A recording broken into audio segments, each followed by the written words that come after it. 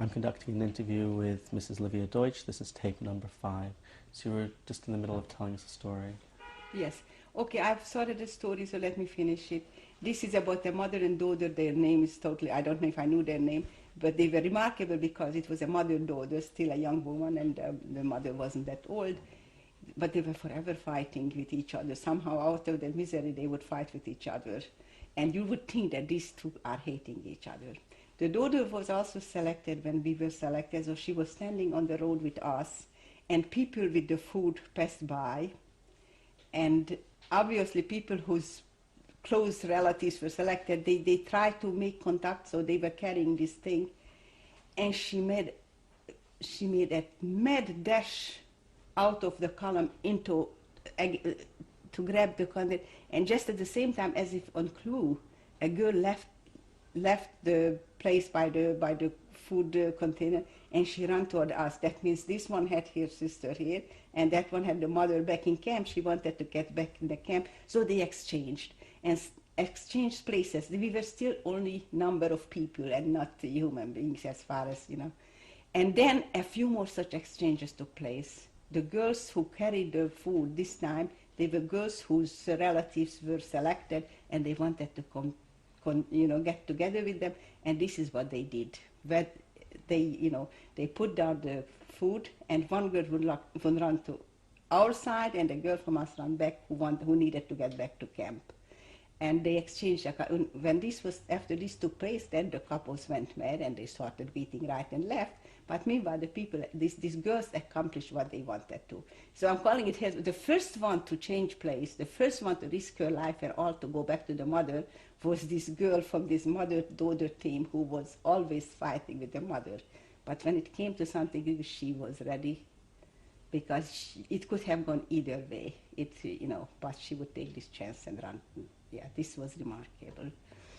So anyway, from here we were led to a big place, again to the beds, to the showers, and the same evening they were, we stood there all day long without water, the thirst. Again, here I go with my thirst. I mean, the thirst was not to be believed. And we were taken into Camp A, I believe, where they had a big bath house. Maybe they had a crematorium. Some girls seemed to think that we were going to the. There was always people who thought that we were going to be guests, because obviously the guessing was done in these bath places too. We were taken there overnight, and the next morning we were given a shower, and this was the time I had to say goodbye to my shoes. Finally, they took away our shoes also. It was a sad goodbye for me, because the shoes were the only thing that I've had my own. This time they gave us uniform and some wooden sole shoes, a piece of underwear, I believe, something to wrap our feet in it, and they readied us for the transport. I would say that the night before we left, we were sitting there, they still received the transport of people into Auschwitz. And I remember the other side of the fences where that these people were herded to the other side of the fence. And there was a large group of people who arrived from the train. And slowly but slowly they were taken away. And toward the early morning hour, they disappeared. And I believe these people were guests during the night. But I'm telling just the way it happened, these mothers, fathers, children, they were standing, they sat down outside, or the other side of the fence where we were kept. And then they get smaller and smaller until they disappeared. Piece by piece they were taken away, and I guess perhaps there were some people who were selected out, I wouldn't say, but this group of people just disappeared over the night with their children and with whoever else. And we were ready there. We got on the train. We were put onto wagons with some food. This time we were only put maybe 48 or 50, whatever. There was a certain amount of wagons. A transport train. No. But no, but in one carriage. I don't know how many, but it seemed like right now you could lay down on the floor and you could stretch out. So you said about 50, you think? I think about 50 people with one guard. In each wagon they put in a soldier. And where was were you told guarding you were us. going? We were not told. You were not You told. know what? Yes, this time before we went on the wagon, we were documented already. Now they made a list of us. They had name, birth date, occupation. I mean, they documented us. This list is in the place where we had a reunion where they showed us. They had the list. Did they give you a number then, or Yes, they give us a number. what number was what? 2300 795. Why is it 2307? I don't know, but that's what it was, the number of the That was the number they gave you. 795. And with, you know, they didn't tell us where, but we sort of hoped that it was somehow we feel, even my sister had this feeling, because this time they gave us 2 or 3 days of bread, amount of what they call the bread ration, and some kind of meat and margarine. And she said, you know what, we're going to eat. Until that day, we wouldn't eat anything. If they gave a piece of meat in Auschwitz, we would change it for margarine only. We would never eat. She said, maybe we should eat everything now they gave us and try to hope that we will survive. Some such decision was made by us, that we're now going to eat the food. Whether it's right or wrong, I believe it was right. I believe we should have turned our attention to survival already, especially when we saw that it may lead to a chance of survival. Okay, after about 3 days, this was in the middle of August, the 15th of August and 18th of August, we arrived in Allendorf. Okay, we didn't get into no town. They stopped the train in the woods. We got off again. We didn't know. We had no idea where we are. Again, the girls who have the prediction said, girls who are in the middle of the forest, they're just going to kill us here. As if they needed to bring us the German to kill us when they could have that. That's how much we knew this. Oh, this is they're going to kill us. We are right in the middle of a forest. But actually, they took us to a camp, which was a big surprise for us after Auschwitz, because it was a camp built for, originally not for Jewish prisoners, but built for some other workers that Germany used in those places. How long had the journey been? Huh? How long had the journey been on? 3 days. 3 days. Our food was gone before we arrived. We were plenty hungry. Water was no problem anymore. The German soldier would bring us in a pail of water, and we could drink as much as we wanted.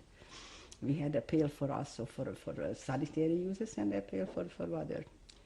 And indeed, we were given barracks, and each one was but I think 16 girls to a room with bunk beds, table, some closets, even a wood-burning stove.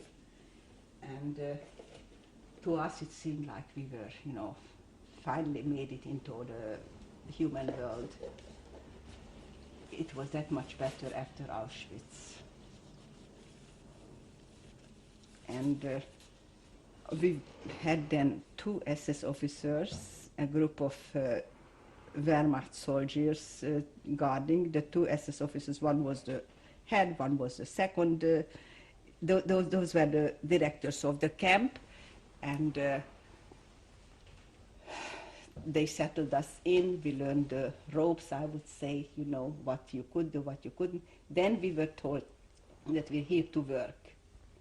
And after about 2 weeks, during which time about 80% of us developed an infection in the mouth, whatever it is called, a painful mouth infection. And why this is so important is that eating became so painful we couldn't.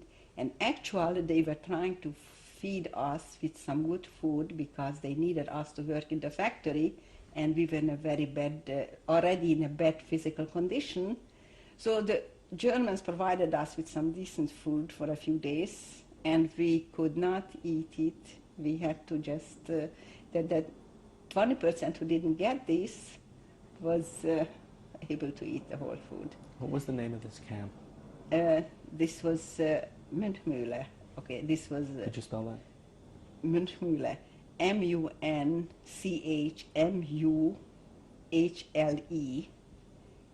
What does that It was mean? a concept, I don't know, that is just a name. Münchmühle was some kind of a mill or something, worker mills or something. But it was a concentration camp. It was called the concentration camp Lager Münchmühle. And it was an Austrian commander, that means from Buchenwald. The nearest big concentration camp was Buchenwald. And from there we never went into Buchenwald. We stopped in Weimar. On our way to Allendorf, actually we stopped in Weimar. This is the place in Buchenwald. They came out to check on us or something, but they sent us straight to our destination, which was Allendorf, is the name of the nearest town. And the camp was this Münchmühle, and that's where we were. And within a short time, they started to assign us to work. And we were willing to go into the factory. Somehow we had the feeling that we would be better off working in the factory than anything else. So we did get into the factory.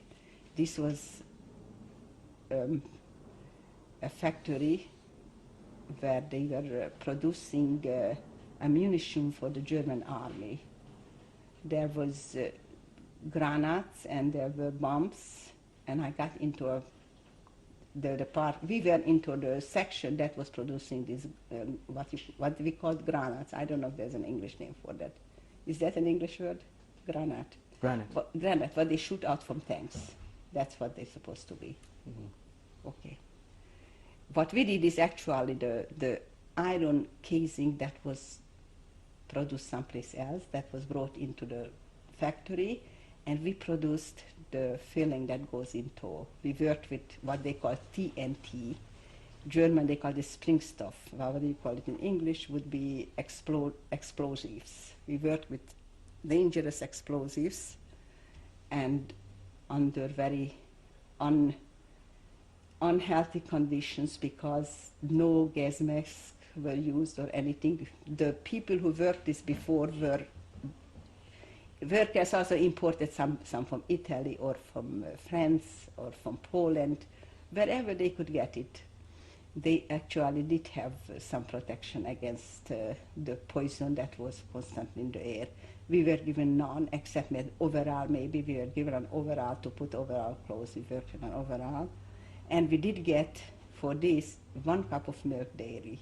And were told not to barter it away, but drink the milk, because that's the only protection we shall get for the poison, because they knew that they were exposing us to poison. Okay, what should I tell you? What else went on in the camp? Okay, this thing to work in the factory for all its danger was not a bad thing as far as being out of the camp. For the camp, it was no bed of roses. There was about 200 girls who were always remaining in the camp. They made up the missing a person got sick, they would send out as and they would know more. I only found out really what was going on during the day in the camp when I went to a reunion some 25 or more than maybe 40 years later. We had a camp. The Germans invited us for a reunion, and then the girls came and told us of all the things, of the goings on in the camp, where the German women guards were in charge, and they were trained to be cruel. But as we were in the factory, once we got into the factory, they stood on the side, they watched us, but they did not then interfere, so we did our work, which was a very hard physical work. Plus, my sister, who became the head of this department when we were working, was able to get me as an assistant. I was assigned to a different place, but I was so unhappy that I wasn't going to be able to survive in that other place, because I would want to be with my sister, and I couldn't.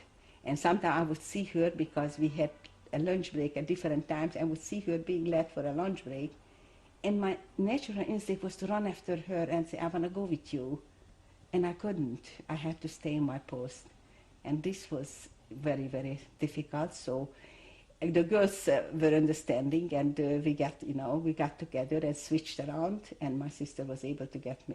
I was her assistant, but I think I did my share as far as that. I tried to do we had to lift a whole bunch of heavy material that went into the TNT. Came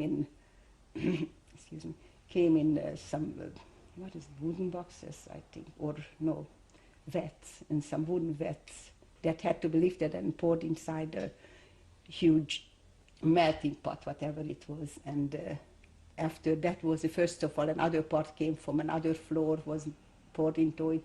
Then we came with our TNT, plus another saltpeter had to be added. And all along the thing had to be watched for temperature. It had to be at certain temperature where it melted into hot liquid, and it was constantly stirred. And when it reached a certain time when it was ready, then they called gießen. That means now they're going to pour it. Then the lower floor was ready with the empty shells, and they had to fill that up. And while this was going on, we started with the next batch, so to speak. They had four different vets, and so the one went after the other. And this work was minimum 4, and sometimes they tried to urge us on into having 6 fillings during a 11-hour shift, I would say, whatever. So as long as we did our work and we tried to just cheat a little bit sometime, instead of the 25 case, there were so many, the French people brought in the cases of material, so sometimes we did only 22 or 23, and then we went on to the next step because it was too much for us, but obviously it didn't make too much difference because nobody ever knew the difference if we used less than we were supposed to. This was the most that we did as far as being, how should I say it, not doing what they wanted us to do. And we had naturalized German foremen who were always coming and going and checking if everything was done accordingly. And there was, at one time I know that we resisted one thing, which German doesn't. At one point they decided we girls will push the wagons from somewhere outside. They had some motorized wagons, that's how they brought in them, that they shall get asked to push and pull those wagons from the trains. I guess they were brought by train, that was not far from the train. We should push in this carloads of thing, and they will save probably on gasoline or something. And so we went, they took, let's say, 20 girls and said, now you push, they loaded up, you have to push this. So the word went out in Hungarian, don't you dare push, act like you can't do it. And I tell you, that's what we did. We put our hands and we pretended we did, refused to push this thing. And no matter what they threatened us, but this was not the SS, this was the German director of the camp who wanted it. No matter what they said or what, we refused to push it. So they went back to the old system of having this French, I think that was a couple of French people who would bring it to the factory from the railroad, and they said to provide them the motors, whatever they needed to do it. This is the only thing I can think of resistance in a very small way. But by the way, still my sister was in tremendous. At one point we thought that a terrible tragedy is going to happen to us, because a German floor worker from the other shift, now the ones who worked with us were fairly decent, but the one from the other shift, his name was Mr. Debus, they called him. He made a report that he found rocks inside those vats where we're supposed to melt, and that there is sabotage going on. So they hauled my sister. And that time, they took my sister one morning, and just then, a few days before I burned my face, some of this hot liquid that springs of so to call, spilled out from a pipe and went right on my face and stuck to it and became solid matter, and I was terribly burned on one side of my cheek. So I was out, I was taken to a sanitary, some kind of a Holland or somebody, not to a real doctor, but somebody. He had to take it off with the skin together without, and it was a horrible thing. And as luck would have it, this was the only time in my life he said to the German officer, whoever was there, I must give this girl something to make her, to make her tolerate this thing. I'm going to give him, and he had a sandwich. He had a roll with some cold cuts in it, and he gave it to me. And we were so hungry by that time, but this was one time I could not touch it. I could not. I always remember this, that at one time I had a chance at a roll with whatever he had in it. I couldn't, it was a terribly painful burning, and they took me back and I got into the reverie, and in fact they provided a little salve for burning, and they used that salve on me and I recovered. You didn't eat it because it wasn't kosher? I know, I couldn't eat it, I was in such terrible Because you were in pain? I would have eaten, at this point I was ready to eat everything that, no. I told you that once we made up our mind that we will eat whatever we can in order to keep going. No, I wouldn't. I wasn't that way. I'm sure you'll hear people saying that they didn't eat even if they would die. This is not the way I was then. We wanted to leave. Anyway, I just was in the reverie when she had a girl, an assistant assigned from the camp, an extra girl, to go to work in my place. And that's when the other foreman made a report that there is sabotage. And don't you think they took my sister to the office of the Gestapo? She had no idea because it so hurt. She did not sabotage it in this manner. But this is a whole story how I describe this in one. This is the only thing I wrote a story about. But she defended herself, and the other girl knew nothing, but it looked terrible. And they asked her question. They wanted to know who told them to do this and who was helping, who was their accomplice. And I will not tell you because it would be a long story. But how did they get out of this is a straight miracle. The German officer in this SS woman who was walking, who was in charge, who had to walk them to this Gestapo place, she spoke up in their behalf and she said, these girls do not sabotage. These girls want to go home and they will not sabotage. All they want is to work and then be able to go home. And she defended them and they went for it. And they acquitted them. When life was like nothing, the life of a Jewish prisoner was absolutely nothing. Sabotage was the worst thing. The Germans themselves feared it like hell, the Gestapo. And this woman, she spoke up and this got them released. And they were sent back right into the factory. And, it gave us such a terrible fright that I begged to get out of the reverie as fast as I could walk. And we said, never again will we go to any place, always together, always. Whatever happens, it should happen to both of us. That's how much it affected us. Okay, so... Were there how many people were in your barracks? Well, probably 100, but more than 100, maybe 120, 140, because we had 1,000 people in the lager, and we had only 8 barracks. So that would divide into more than 100 each, right? But we weren't too crowded because what we needed was one bunk bed, one blanket, a couple of benches. Occasionally we made a little wood fire. There was an oven. If we were able to get hold of some wood, we would build a little wood fire and to keep warm. Was there any religious observance? Yes, still? what?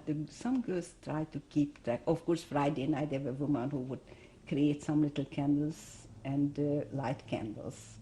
Also, where did they get the candles from? They would create it. I have no idea since I wasn't into this. They weren't candles, right? They would make some out of something, some candles. How do they make it? I don't know. Perhaps the women who worked in the kitchen had some kind of scraps or something, whatever it needs to make candles. But I know, and sometimes we would go Friday night to their room just to be part of this candle lighting ceremony. And it was after a while we had no idea of the Jewish calendar. Of course, there was no such thing. But still they figured out when it was perhaps Hanukkah, even Purim. We thought we knew when it was, even Pesach. But that brings me already to the end of it. Because it ended about Passover. How long were you in the camp? Well, until till the few days before the liberation. And we worked in that factory also perhaps 10 days before we left the camp. All along toward the end of our stay, there was rumors already that there is an order of evacuation standing with the with the Unterscharführer, that was his rank, the leader of the camp, but that he was a kindly person who did not want to evacuate us too fast. And so when the factory closed down for lack of material, because everything, they were doing very badly, which we did not know so well. We did hear rumors that the Germans are losing the war. We realized it, but still we didn't read newspapers, we had no radios, and nobody came to tell us either. And so after the factory closed down, then he still sent us out on small groups for some outside work. We were digging holes in the ground for the soldiers to stand in and hide some such whatever. I don't know what they wanted to use this, but he sent us out, so he kept us working for another 10 days in this. But we were so weak by then that I remember going out on this work detail, and there was constant air raids. So they said, oh, you have to lie on the ground when the air raid is. And that was good to lie down on the ground. But when you had to get up, it took so much effort. I felt it was such a big effort to get up from it. It was so good to be lying down. We were given toward the end very little food, less than even in the beginning, because they themselves didn't have much What were you given? Originally, we would get a piece of bread, a bread cut into 5, sometimes 6, sometimes 7. It depended. Naturally, it probably depended on how much they were able to get. To us, it was always told that if it was less bread, that was a punishment, okay? And they didn't tell us we don't have bread to give you. They said, today you'll only get because you didn't stay quiet in the syllab or something like that, you know? Or whatever, you know, as a punishment, you'll only get 8, divided into 8. Or 7, and it was more and more that you could be sure it was not because they wanted to punish us, they simply didn't have it. The food became now literally only that thin soup with turnips, I think made of turnips, very little potatoes to it, and the bread and the margarine, whatever they were able to provide us. On a Sunday, they would give us a tablespoon of sweet jam or something, and a sweet coffee. And it was winding down. But everybody survived. One woman died. She was sick and died of natural death in camp. And whoever was pregnant, because they came pregnant from Hungary, by the way, it wasn't because of anything else, but whoever arrived pregnant and it started to show, was transferred back to Auschwitz probably, and whether it or not they survived, we don't even know what happened to them. But the rest of us, perhaps 993 people, survived eventually. Nobody else died, so we coped whatever it was, we coped with it. Our way of coping, me and my sister, whatever we got, we divided into 3 meals, okay? A little bread in the morning, a little something for dinner, lunch, and in the evening they gave us the soup. And this was our way of coping with the food shortage. Others ate everything in one shot, and then they were suffering all day long. Okay, we're just about to change tapes now. I'm conducting an interview with Mrs. Livia Deutsch, and this is tape number 6. So how long altogether were you in the camp? Okay, I told you we came August 18, and by the end of March, the war was so close that the fighting literally was in our ears, and we could hear at night the fighting going on. So that would make it September, October,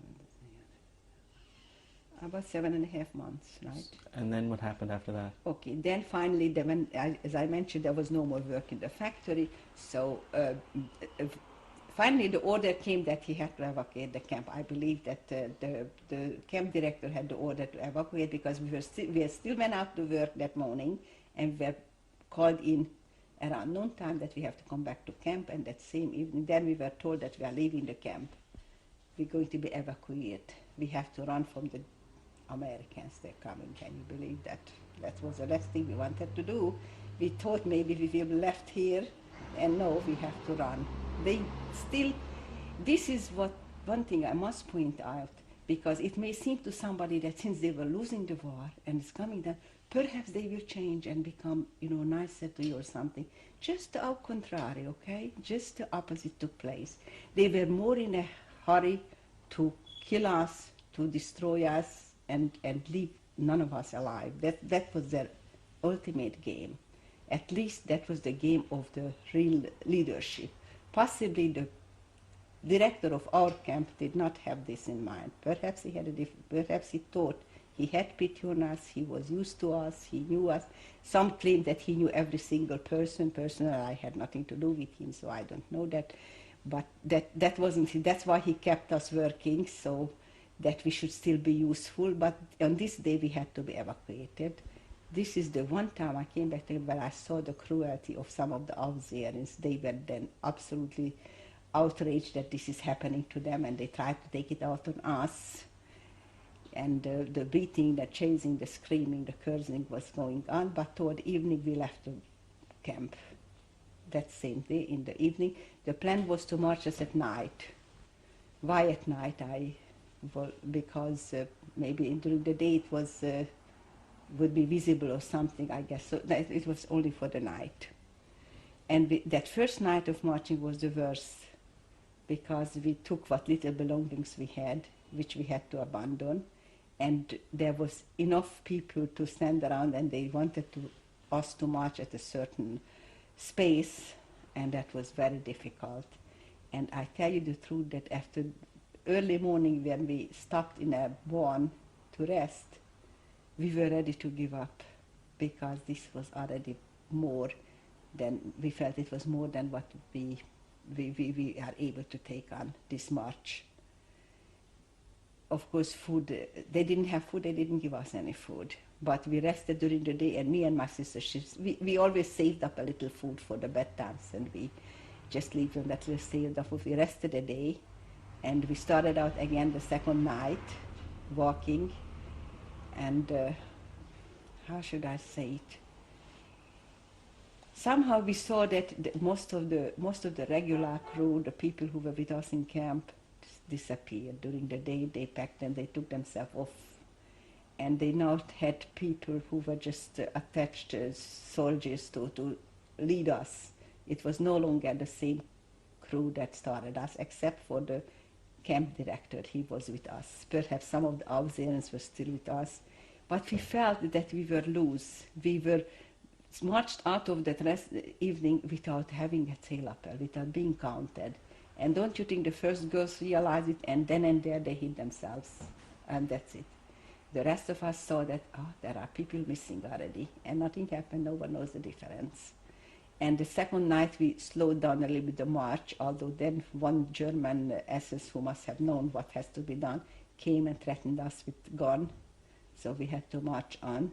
But luckily this time we had a lot of rest. Why? Because there was so many troops retreating, and when they needed the road, then we had to go on the side of the road, because they came with troops, with whatever, with trucks and things. And this is how we marched. And when they rested on the side of the road, then we marched on the road. And this night, somebody gave me, one of these German soldiers, as we passed by and stood by the side of the road, he pressed something into my hand, a round box. And I could only think of shoe polish. You know how shoe polish comes in a round box? And I gave to my son and said, look, he gave me a box of shoe polish. But my sister was a little smart, and she opened it. It was a box of chocolate. I mean, I have never in my life had anything as wonderful, as uplifting as that piece of chocolate that we shared. We even shared it, of course, with a few girls near us. It didn't go too far. And by the next morning, we came to, I don't know where, Neustadt. I think we stopped in Neustadt. And this time they put us into a school building, and we could feel that it was a loose kind of a march. It was no longer that very tight, because we always heard that the Americans captured the town you were last night, or Allendorf, what we left, is already occupied by Americans. Or Ziegenheim, where you were night before, but it wasn't what we thought it was also. Anyway, the next day that they put us down to sleep, they did not let us sleep through the day or rest through the day as it was meant. Early afternoon, they roused us out, and we going to march again, because there was no time already to rest. And this is when the idea formed in our head that we should try to escape. It seemed that we will be able to do it, and when we were by the outside, out of the town, and there were ditches alongside the road, and at one point when they weren't watching, somehow we sat down by the road, me and my sister, my cousin, and a few girls too, said, are you going to stay here? Let's try to escape. And we sat by the road, and the column went on, but the commander, after a while, must have noticed it, that missing. He turned around, he was riding a bicycle, then he came back, he found us by the road, and he said, we have to go, because the next village, you girls were going to be given bread. This was his rules. You're going to be given bread. We had to act like we naturally came, we just can't, we were so that tired. Come to the next town, you're going to be given bread. So there was one girl who had a big mouth, and she spoke German, and she said, we can't go now, we are so tired and whatever, and will you let us rest here, and we are going to follow you because we're desperately hungry for the bread too. We will come after you. And so he had to. Then she stopped some Germans who were evacuating some people who looked like they were important people. I don't know why, but this girl also stopped and said, would you please, she speaks in German, gentlemen, would you look at us? We're so tired and we're so weak. We would like to rest here. Would you explain to him and trust us? We shall follow you, trust. So he turned and he left us there, and she stopped him when he was already a few yards from us on his bicycle. Herr Oberchef, will you please make sure you save now bread for us, because it's going to take us a little while. She had the guts. And so he went, and as soon as he was out of sight, we picked ourselves up and we made a plan to go back to the town we stopped a day and a half before, because probably the Americans must be there already. We will walk back. How will we go back? We'll walk on the side of this is where we became non-Jews all of a sudden. We removed whatever was, there was the numbers, it was just a printed number sewn to our clothes. We removed the number, and we didn't care about the coat. The back of the coat was marked. Whatever. We started to walk back on the side of the road. The road was full of people evacuating. Everything was going in one direction away from the Americans, and we took a direction toward the Americans. How did you pass yourself off as? This is what happened now. Naturally, the road was full of soldiers. They did notice that we were unusual, and we were stopped and questioned. This is when we said we were Hungarian. How do we get this idea is that before we got here, we saw that a lot of evacuees, we even met Hungarian soldiers evacuating. And there were all kinds of different nationalities. So we saw that it is possible for them to they have Polish, they have French. Why can't they have some Hungarian people working in Ziegenheim? We said we were working in a factory. We were Hungarian women, we were working in a factory. And the factory is closed down, so we're going to Ziegenheim, we're going to look for work over there. And we were always let go. Even if I remember some who claimed, I know who you are. But still, they didn't have the time, or didn't have the will, or didn't have whatever, some reason we weren't stopped, and we marched the whole afternoon. We just walked and walked. This time nobody was chasing us, we chased ourselves. Toward evening we reached the town of Ziegenheim, and this was still considered something of a town. And but when we got to Ziegenheim, this is when we first lost our nerve, because there were some officers, they were directing the traffic, their soldiers, and one noticed us and left everything was doing. He takes his bicycle and starts riding around us. And we got so terrified, we ran off the road and we ran into the fields, whatever was around. It was a small town, and in no time at all, we were still in the outskirts. We ran into the field. We were perhaps 12 or 15 girls then together. There's safety numbers, I suppose, but this time we broke up and we ran to two different directions. And some of the girls ended up hiding out in either in a cemetery or a swimming pool, whatever. We found the barn because it was a pretty close. There was a large barn, and we ran up to this barn, and the door opened, and there was maybe 60, 70 girls already hiding in this barn. Those are also girls who got away from the same camp. Sure, they were also hiding there, because this was along our road, and so we got inside, and nobody had food. It was a little, dispute among us. And next morning, I think, there was fighting outside. At one point, they were running around the barn and shooting the retreating, the SS. And luckily, they did not go inside, because it would have meant nothing to them to shoot us off altogether. But no one ever entered the barn, and we were safe. And the following day, we saw the white flags. We were not too far. It was visible white flags in the town. The road was not too far from us, and we figured they are giving up. I don't know how many hours later we saw American tanks on the road, and then we saw that the Americans must be here. There was just a matter of going out. We did not know. We were scared. We didn't know how to go out, whom to approach. We were so unsure. We didn't even know what we were or what would happen to us.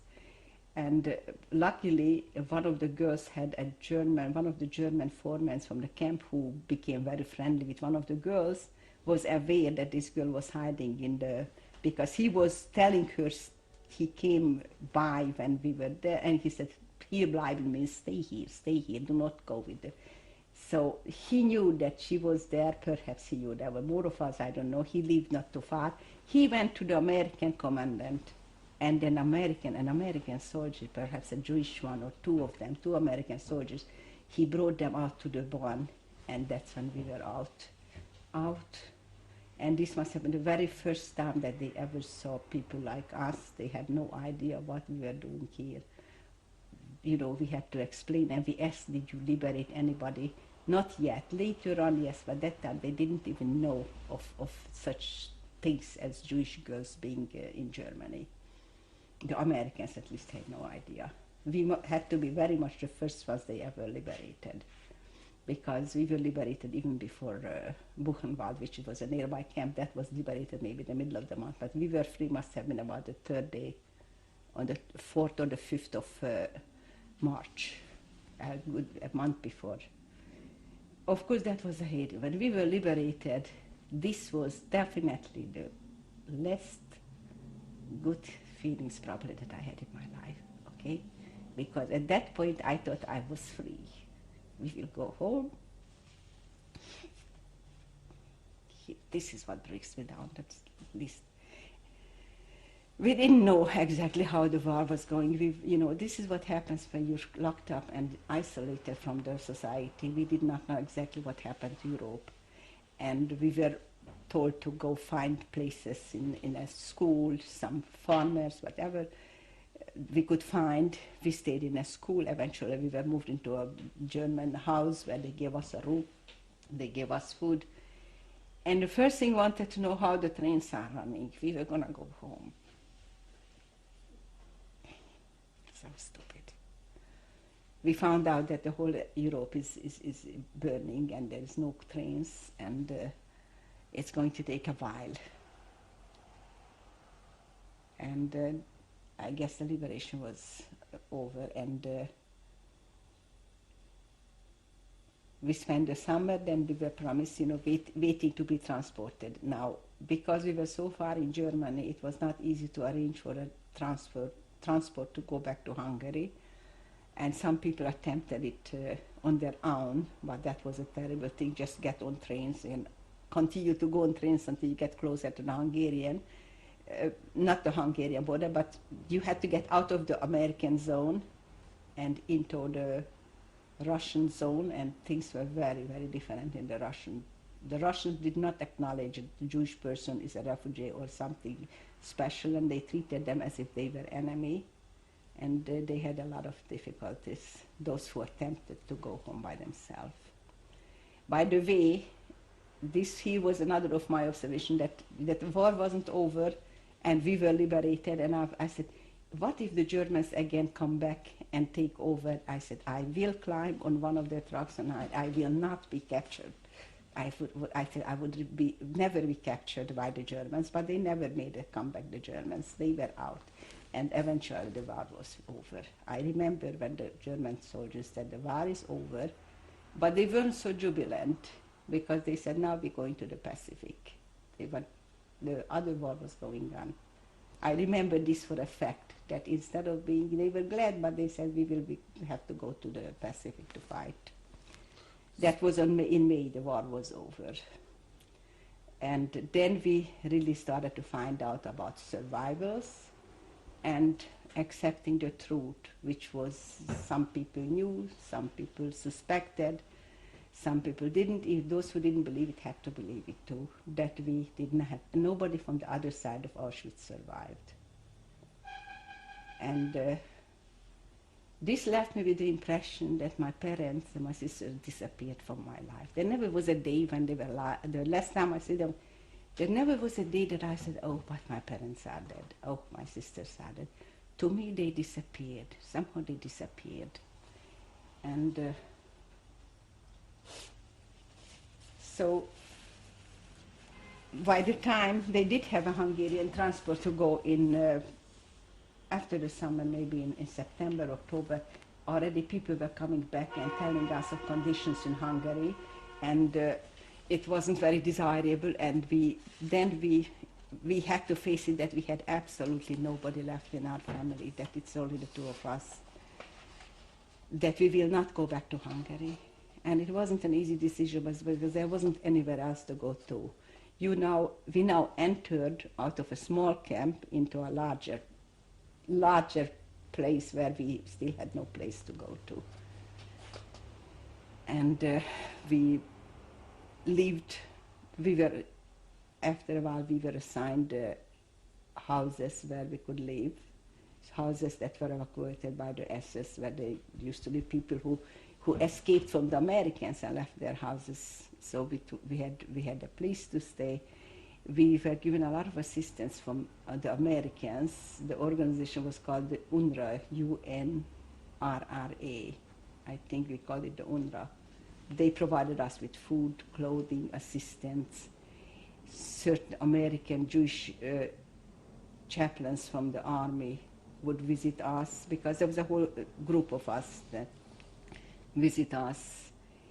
There were some Jewish social worker types who came, uniformed, they also came, and eventually we were even connected by Hayalim, that means from the Palestinian Brigade, Jewish soldiers under the English army who were interested in us, and they wanted to be helpful. Then we found out about going to Palestine at that time, and we volunteered that we want to go to Palestine, but it took us a very long time until anything was done, because things weren't that easy. What did you volunteer with? I mean, we volunteered with this. There was like how should I say it? A representative from Palestine, yes. And of course, others wanted to go to America, but I, for my part, would have loved to go to Israel. But of course, that took almost a year and a half or something. In the meantime, my sister got married in Germany still. And about a year and a half, we were organized into a group of what they called an illegal aliyah. And that involved a difficult trip. We had to cross the border from Germany to Austria. That was one illegal trip. And that too was such a complicated, such an amazing trip that I thought I remembered it so well, and I would have liked to record it, what we went to. One night we climbed the Alps between Germany and Austria to get into Austria, and it was early summer, and we climbed in the mountain where there was snow. in order not to be detected, because already there was so much pressure not to permit Jews to move from one country to the next, because they would go to Palestine, and the English, they didn't want you in Palestine. Neither did the Arabs, and the English were the right people to, to help along their cause, I would say. And we crossed into Germany, in Austria, and were picked up then. This was very well organized, but not always successful, by the Palestine, I don't know what would it be, the name of it. But everywhere they had from Palestine, they had soldiers and civilians who were helping you along. They didn't call them higher. There was a special name, unfortunately, it doesn't come to my mind. This was like an organization who they designed these roads so that people would change places. So we were in Austria. It took us for a while. From Austria, we had to cross. Austria was still American. From Austria, we had to cross into the French zone. Now, that was the French were also not to be outdone by the English. They would not let displaced Jewish people cross from the American zone to the French zone, because heaven forbid they will try to go to Palestine. So we had maybe 3-4 attempts to cross the border, and we were caught, and we sent back, and we were caught. But on the third or fourth time, we were able to get into the French zone in Austria. That was a big step.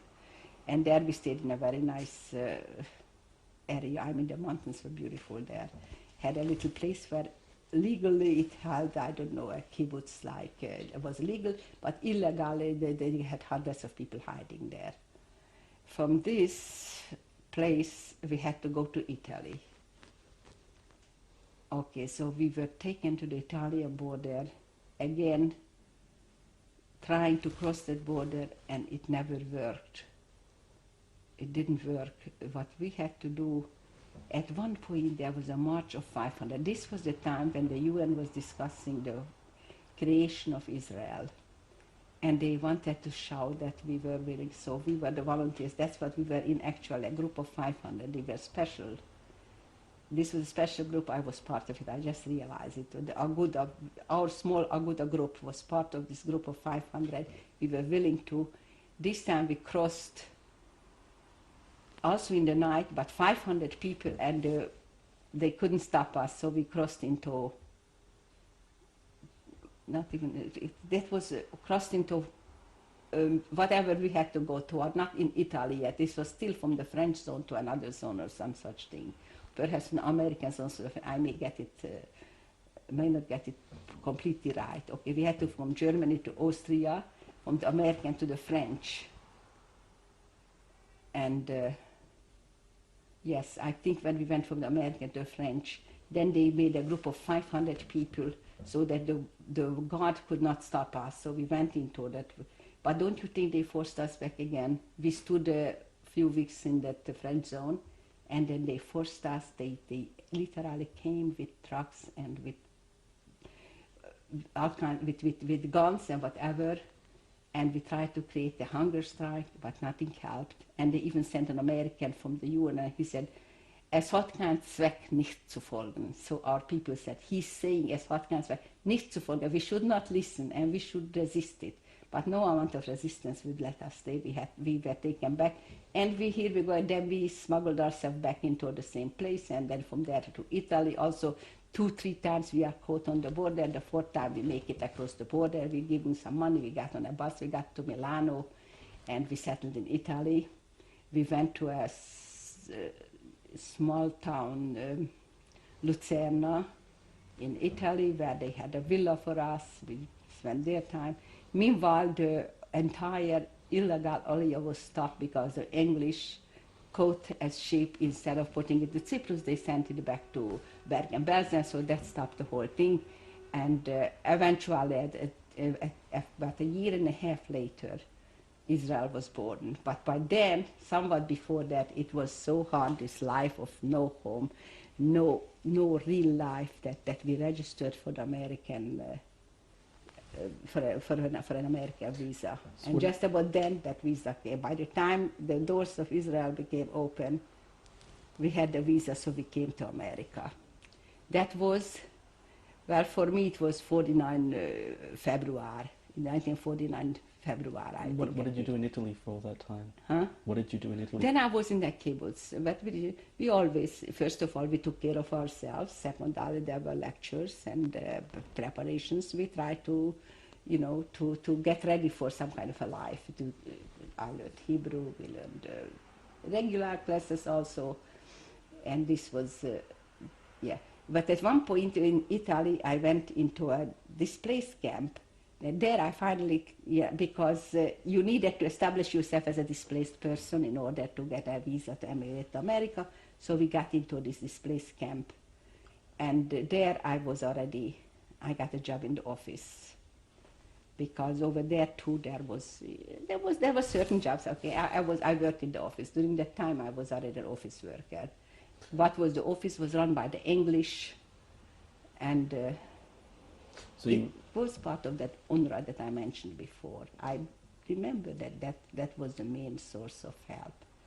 So you realized you wouldn't be able to make it to Israel, or? We already realized, by then we could have made it legally, but then we had this chance to go to America, and frankly I was tired of this life on the run. I was longing for a decent. My sister was married with a child, the second one on the way. They wanted already a home. So I couldn't go anywhere without my sister. I couldn't break this up. So you came to America? Came to America, and we settled in Brooklyn, and I got married about 49 to 52. I got married in 1952, and we lived in Chicago for a few years, then we moved back to Brooklyn. This is where the Jewish life was happening, and this is where we wanted to be part of. Okay, we're just about to change tapes. Okay, so go ahead and change. With Mrs. Livia Deutsch, this is tape number 7. So you were saying you got married? I got married in 52, and I had I stopped working then. Before that, I kept working wherever I could find work. Usually an operator, machine operator. It was a big thing then for somebody who was able to, and I knew how to operate the machine. In what? Clothing, ladies wear, whatever. I was able to fit in. Wherever I found that work, I did it. If I didn't do so good, I learned it. Did you have any children? Of course, I have children. I had 4 children, 3 boys and a girl. What were their names? What are the names? Abraham, Shloime, Chaim, Malka. Okay? Did you ever go back to your hometown? On a visit, but at least 25 years after the liberation. I believe at that time, I think I was 40 years old when I went back. It was a strange thing to go back after so many years, and I remember the feelings. It was, the day after we arrived, that was under communist rule, and it was, even our arrival was so unpleasant that that night, the first night we started in Budapest, my husband was of course with me, we said, we just came to tell them we'll never ever come to this place again. So we both revisited. My husband we went to see his hometown, and then we went to see my hometown. I'd seen the places, I see the site. I made no human contact except 2 or 3 neighbors, old neighbors, who were still living in the same house. Of course, I wanted to look at my house, and I was only able to see the gate. The people who lived in it were away at work, and we only had a very short time. What was their reaction to you? The neighbors? Yeah. Well, let's see. One neighbor first, I went in, a neighbor in whose house I remember playing so much, being so friendly with their daughter. They had one daughter. Her reaction was one of surprise. And then she asked, one of my older sisters was very good friend with her own daughter. And her own daughter, of course, went on to glory and whatever. She got married and she moved and became something. And where she said, where is Böschke, which is the nickname of my second sister? Well, my sister was killed in Auschwitz. And my sister was a brilliant girl, an excellent student, talented, capable, and her life was cut short while she, this Christian woman, was bragging to me that her daughter, whose name was Maria, is married she named a town, and her daughter, her grandchild, is studying to become a doctor. So you can imagine the feelings that you get from this kind of meetings. And then I had another neighbor, literally the next house to us. They were such anti-Semites that we had a very bad relationship. We had a war together, but they were, you know, certified anti-Semites and Jew haters. And I did stop by her because I wanted to ask who is living in the house. And I had a short conversation with her, but there's nothing that, you know, is remarkable about it. And I was just as glad to get away. I was sorry I couldn't get inside because I thought I will find something. I will find an old picture or something, something to remember my parents, but this time I didn't get in at all. So we just visited the sites. We went to the cemetery because I was told that there's a beautiful monument of all the people who perished from the town, and we found the monument, and this was something that I saw for the first time. I tried to look, I went to my old school, which still was existing as a school, but I was able to go all over the school. The place was empty. It was somewhere, but it wasn't locked up, so I just had a leisure tour of it.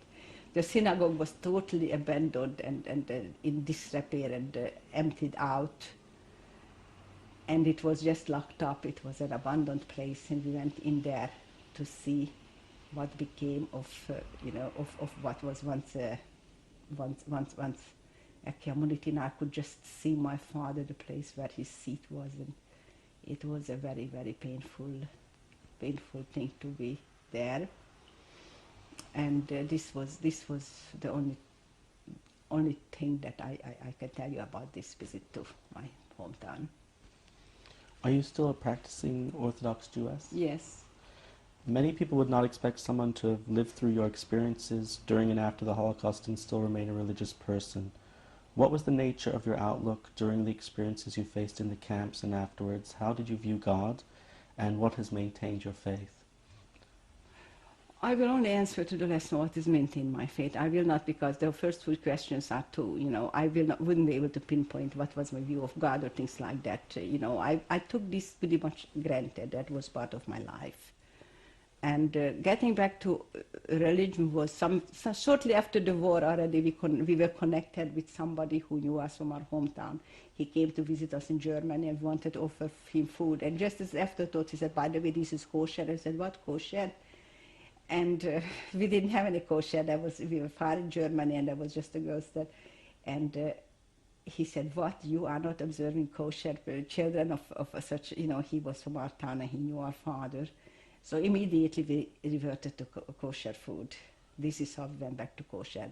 You know, once we get in contact with Orthodox Jews, which were at a distance, more toward München, I would say, we were by Kassel, but there was no Orthodox. Once we were able to contact Orthodox groups, people with Orthodox standards, then we just very simply reverted to our old habits, and that was that. What effect have your experiences had on the way you have raised your children?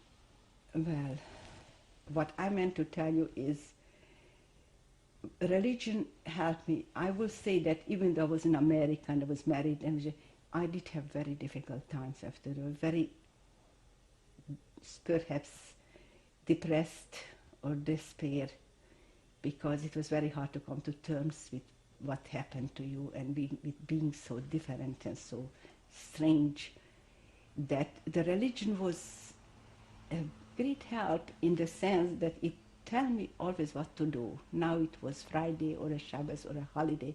The religion always was there for me to conduct my life by. You know, I could depend on it. So it was very important. The religion became eventually the thing that helped me to steady myself in my life.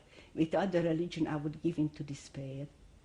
And that feeling of after all, it's a terrible feeling, you know. I struggled with this feeling of not having parents.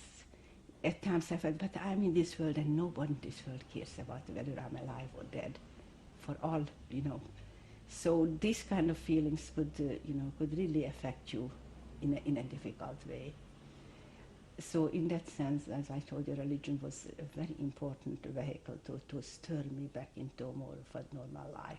As for the children, there was never any question. My husband was even more settled in the religion. I married an Orthodox person, and so this was a natural continuation of being Orthodox, that the children had Jewish educations. But in terms of the Holocaust, how do you think that affected raising your children? I have no idea. I'm sure that it affected them some way. And when I was younger, I had no desire to have too much discussion about it. But some years ago, when we were already all matured and I wouldn't have minded talking about it, but they didn't seem to be. They were scared off from that or something. They did not want it. Perhaps they just wanted to spare me the aggravation. I don't know. But my children did not insist on it. I'm sure they know. And until this day, I'm unable to straighten it completely out with the children.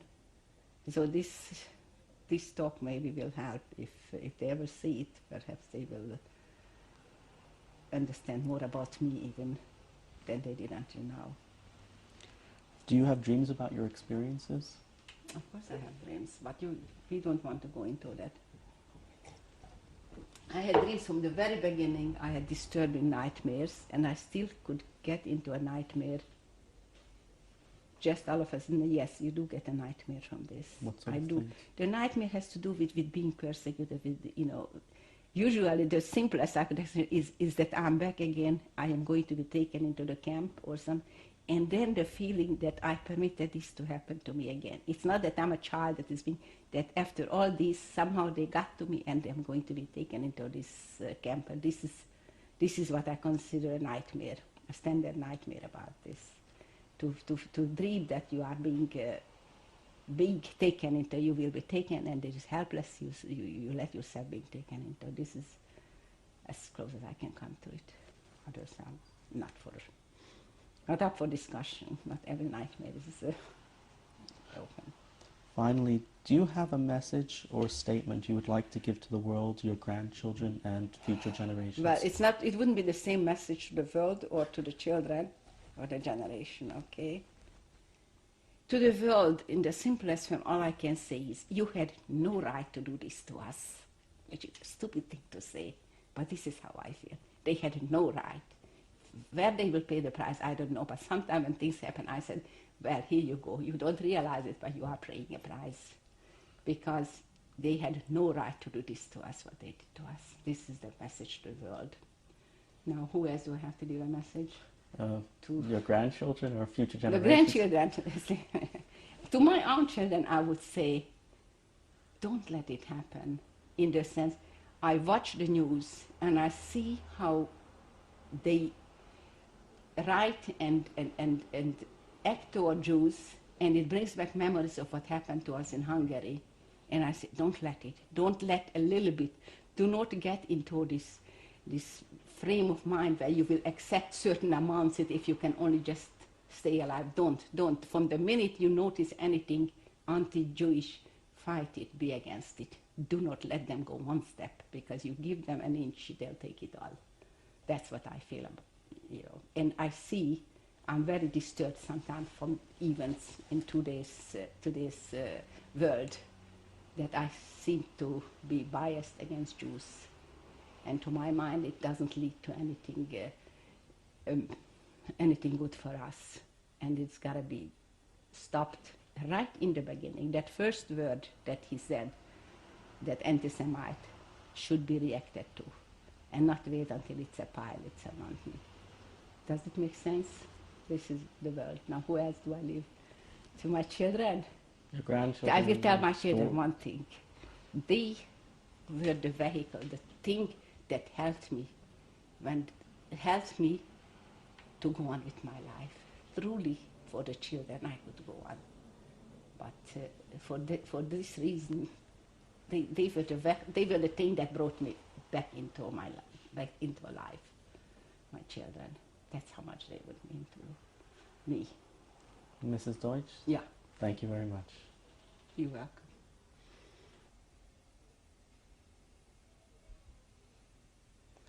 Would you like to introduce the young lady sitting next to you? This is my daughter, Marky Kleinman. And is there something you'd like to say to or about your mother?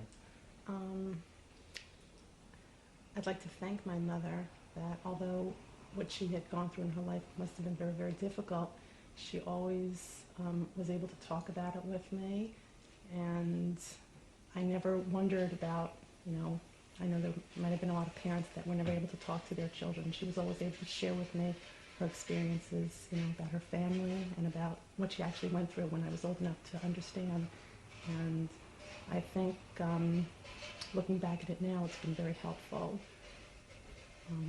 in knowing, what she's gone through and where she came from. Of course, she wasn't able to tell me everything, but I never felt like I didn't know what went on. I always felt like I had some understanding of what she went through. And I like to thank her for that. I don't think there was anything else I could have done. Except what went down. No, it's important that you shared it with me, because otherwise, I wouldn't have known. Thank you very much.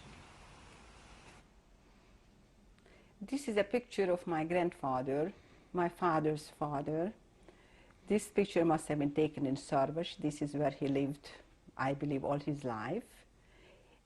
It came to me probably from my uncle who did survive. One uncle survived the war and had some of the pictures with him. And what was his name?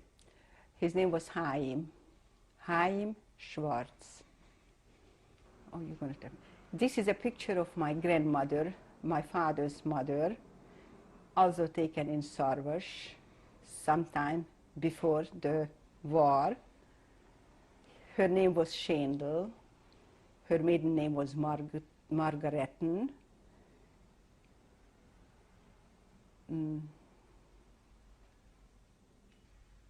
This is a copy of a very old picture of my father. He was a soldier in the First World War. He's standing in the third boat from the right. In the back, there's a little dot where he marked the space, and that is him. His name is Salomon Schwartz. And this picture was taken in Prague in 1916. The date is on the back of the picture. This is a picture of my family before the war. I will describe the people. Right in the top is my oldest sister, Rosa Schwartz. To the left is my father. Next to him is my sister, Erzsébet. Next to her, my mother, Stefania. Okay, now I go to the bottom row. I am right there in front of my father. That's Livia Schwartz. Next to is my younger sister, Eva. Next to her, another sister, Margit. The only survivors are me and my oldest sister. And where was this taken? This was taken in our own house. I remember the occasion. And what was the year? It seems to me that I was still pretty young. It may have been 1935 or 36. This is a picture taken in front of our house. In it you will see my oldest sister. I am on the left, and my youngest sister. What are their names? My sister's name is Rosa Schwartz. I am Livia, and my younger sister's name is Eva. This was taken probably around 1940. And the both of us, we are both survivors. My little sister perished in Auschwitz. This is a picture of my father with some of his students, taken probably around 1940 or 42. My father's name is Salomon Schwartz. The picture was taken in front of the school where he was a teacher.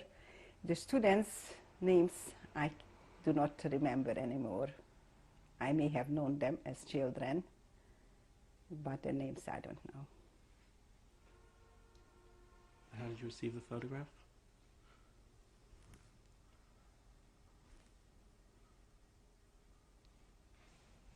This is a picture of my second sister. Her name is Erzsébet. This is a graduation picture taken in Kecskemét, 1940 approximately, and the picture is dedicated to our grandparents, to whom she sent it.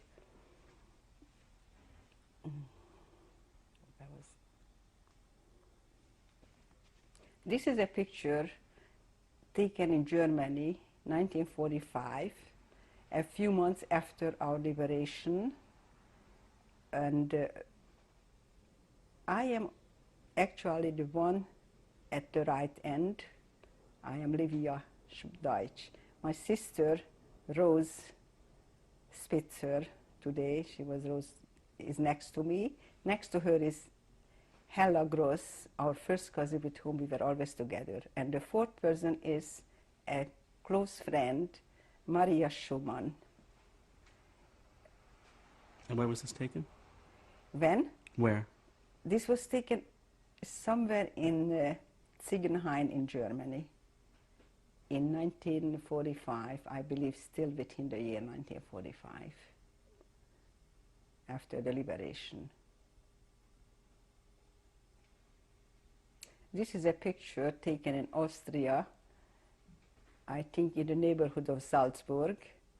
We were traveling from Germany to Italy, trying to join a group of people to go to Palestine. This must have been taken in 1947. And who's in the picture? The picture where my sister Rose is on the left and I'm on the right side.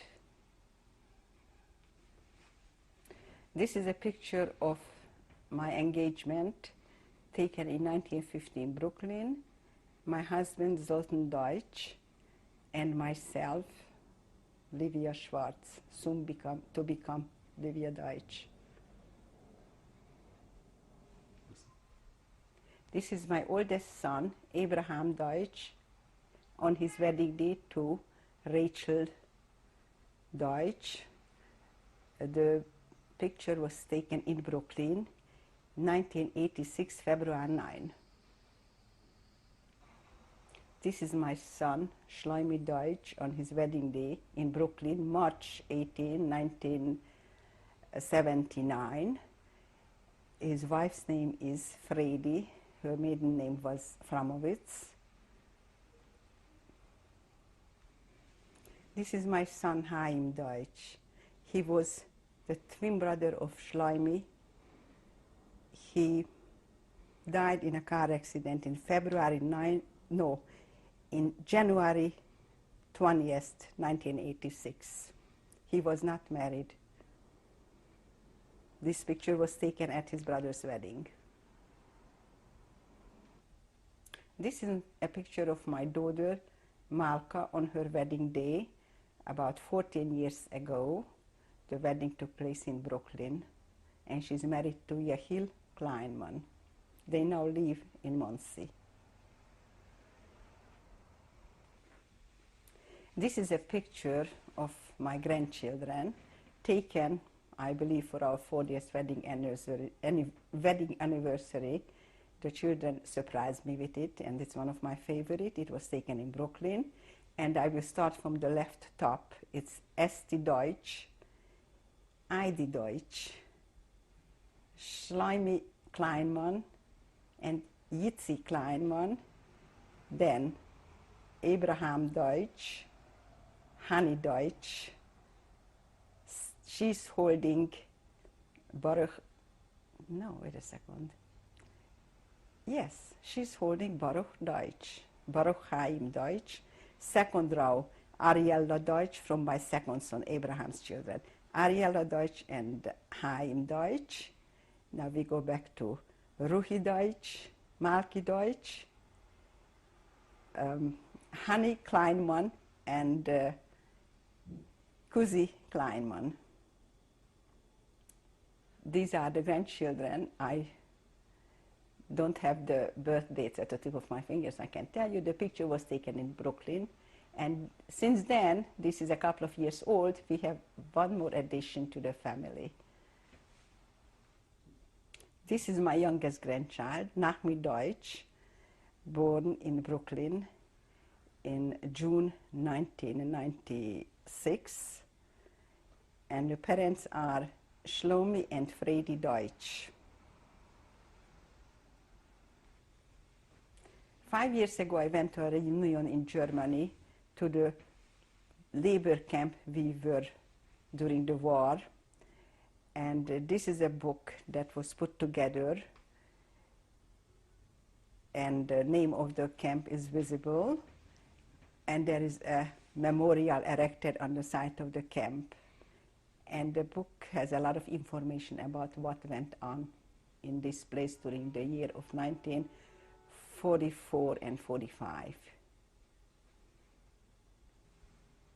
This is the picture of a memorial plaque that was erected in our hometown. I found it when I went back for a visit, and the names of all those who perished in Auschwitz are on this plaque. My parents' and sister's name is in the right column, beginning with the name Schwartz Salomon. My mother, who is listed as Stefania Gross, and my sisters Schwartz, Böschke, Manzi, I believe, and Eva. These are nicknames. This is how the people remembered them. This was erected in around 1945, and I went back many years later, and that's when I saw it for the first time.